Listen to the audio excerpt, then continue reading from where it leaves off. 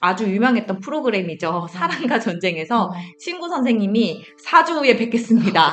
네, 이 기간이 바로 의미하는 겁니다.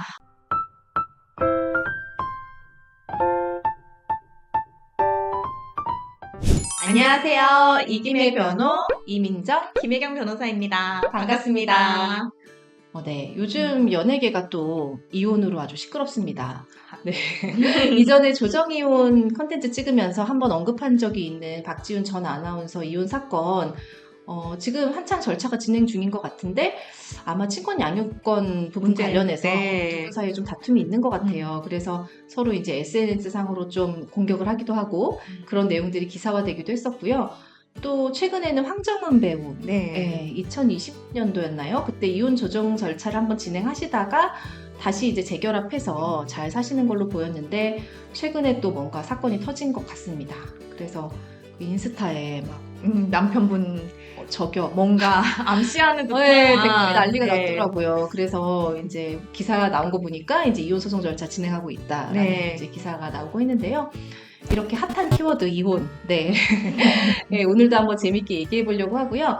오늘 저희가 이제 얘기하려고 하는 것은 소송 이혼에 관한 이야기가 아니고 협의 이혼에 관한 이야기입니다. 실제로 굉장히 많은 분들이 협의혼 절차를 활용하고 계시기 때문에 이제 도움이 될 만한 영상이라고 생각되니까 끝까지 시청 부탁드리고요. 네, 협의혼 절차에 대해서 간략히 알아보고 그 다음에 협의혼을 실제로 진행하실 때 이제 문제가 될 수 있는 또 궁금해하실 수 있는 주요 내용들을 중심으로 문답식으로 한번 저희가 정리를 해보겠습니다. 협의 이혼은 말 그대로 이제 협의로 이혼을 하는 거죠. 그런데 당사자들 사이에 우리 오늘부터 이혼해 라고 하면 그 순간 이혼이 되느냐? 그건 절대 아니고요. 우리 민법에서는 반드시 법원의 확인을 거치도록 되어 있습니다.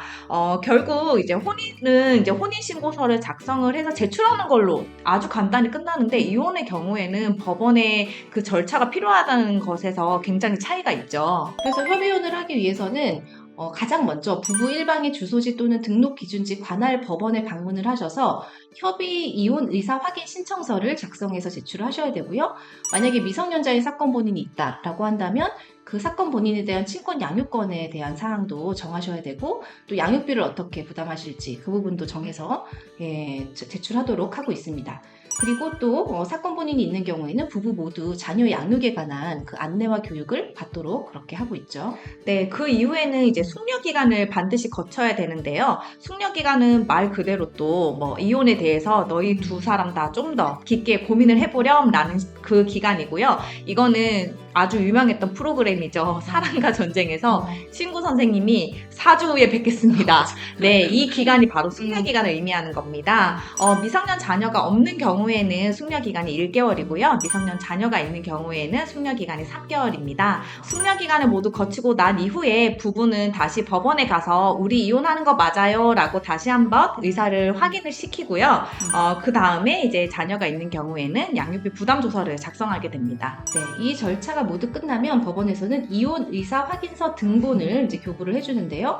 부부의 일방 또는 쌍방이 그 이혼 의사 확인서 등본을 교부 받으신 다음에 이걸 가지고 가서 반드시 신고를 하셔야 됩니다. 그래서 그 등본을 교부받은 날로부터 3개월 이내에 뭐 시청, 군청 이런 관할 그 기관에 가서 신고 절차를 거치셔야 협의혼 절차가 완전하게 끝난다는 점 이제 유의하시면 되겠습니다.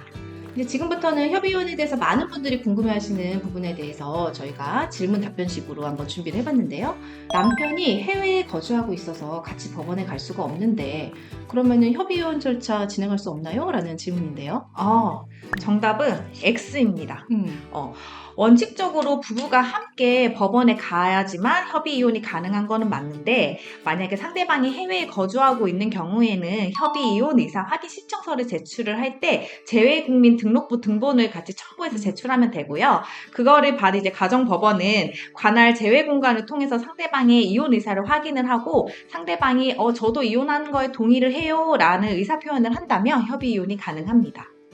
상대방과 너무 살기 싫어서 지금 당장 이혼을 하고 싶고 상대방도 이혼에는 동의를 하고 있는데 재산분할 위자료 부분에 대해 협의가 안 됩니다. 이때에는 무조건 이혼 소송으로 가야 하나요? 라는 질문인데요. 네, 이 질문은 X입니다. 두 분 사이에 이혼 자체에 대해서 협의가 되셨다면 협의 이혼 절차를 통해서 이혼만 일단 이혼으로 혼인관계만 정리를 하시는 게 일단 가능하시고요. 추후에 이제 재산에 관한 사항, 뭐 위자료 재산 분할 이런 것들을 별도의 소송으로 하시는 것도 이제 가능합니다. 실제로 협의이혼을 관할하는 그 법원에서는 이혼 소송을 관할하는 법원과는 달리 두 사람 사이의 이혼 여부, 그리고 미성년자인 사건 본인이 있다면 그 사건 본인의 친권 양육권, 양육비 등에서만 관여를 하지 두 사람의 재산 문제에 대해서는 일체 관여를 하지 않습니다. 그래서 모든 분쟁을 내가 하나의 절차를 통해서 완전히 해결하고 싶다라고 하시면 이혼 소송 절차를 통해서 이제 모든 쟁점을 다 한 번에 일거에 해결하시는 게 맞고요. 일단은 이혼을부터 좀 하고 봐야 되겠다. 나중에 생각하고 재산 문제는 라고 하시면 협의이혼 절차를 먼저 진행을 하시되 나중에 협의이혼이 이제 확정된 이후로 이제 기간만 준수하시면 되는데요. 위자료는 협의이혼이 확정된 날로부터 이제 3년 안에, 그리고 재산 분할의 경우에는 2년 안에 그 기간을 준수하셔서 별도의 청구로 가능하십니다. 네. 상대방이 이혼해 주겠다고는 했는데 가정폭력, 뭔가 전력이 있는 사람이었죠. 그래서 숙려 기간 동안 상대방으로부터 폭행을 당할까봐 너무 두렵습니다. 숙려 기간을 줄이거나 아니면 면제받을 수는 없나요? 라는 질문인데요. 네, 정답은 O입니다. 가정법원은 폭력으로 인해서 당사자 일방에게 참을 수 없는 고통이 예상되거나 아니면 이혼을 하여야 할 급박한 사정이 있는 경우에는 숙려기간을 단축하거나 면제할 수 있도록 하고 있는데요. 이때 가정법원이 알아서 뭐 직권으로 찾아서 이렇게 단축하거나 면제를 해주는 것은 절대 아니고요. 당사자가 법원에 사유서를 제출을 해야 됩니다. 그러면 사유서를 제출을 하시고 그 이후에 법원이 사유서를 검토를 한 후에 숙려기간을 단축하거나 면제할 필요성이 충분하다라고 판단하면 그 결정을 내리게 되고요. 그때 숙려기간을 단축하거나 면제해주고 있습니다. 법원에서 정해준 의사확인 기일에 2번 모두 출석하지 못했는데 이때에는 법원에 다시 기일 지정 요청을 할 수 있나요? 라는 질문인데요. 네, 이 질문의 답은 X입니다. 법원에서는 이혼 의사를 확인하는 기일을 이제 2개 지정을 해주고요. 그 2개의 기일 중에 하나에는 반드시 쌍방이 모두 출석을 하셔야 됩니다.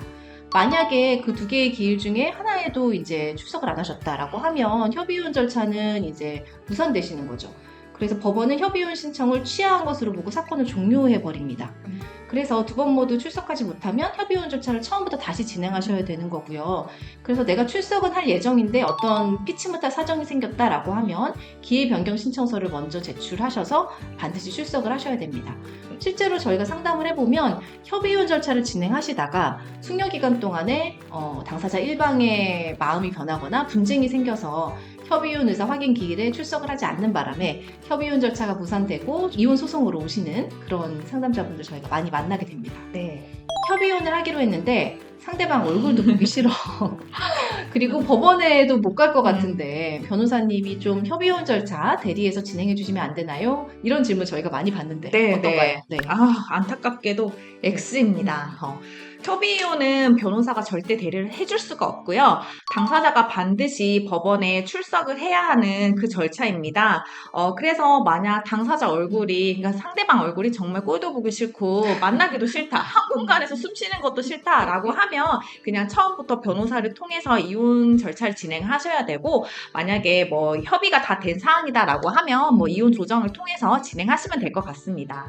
네, 오늘 협의이혼 절차 간략히 안내드리고 협의이혼과 관련해서 여러분들이 많이 궁금해하실 만한 사항들 질문 답변식으로 설명드렸는데요.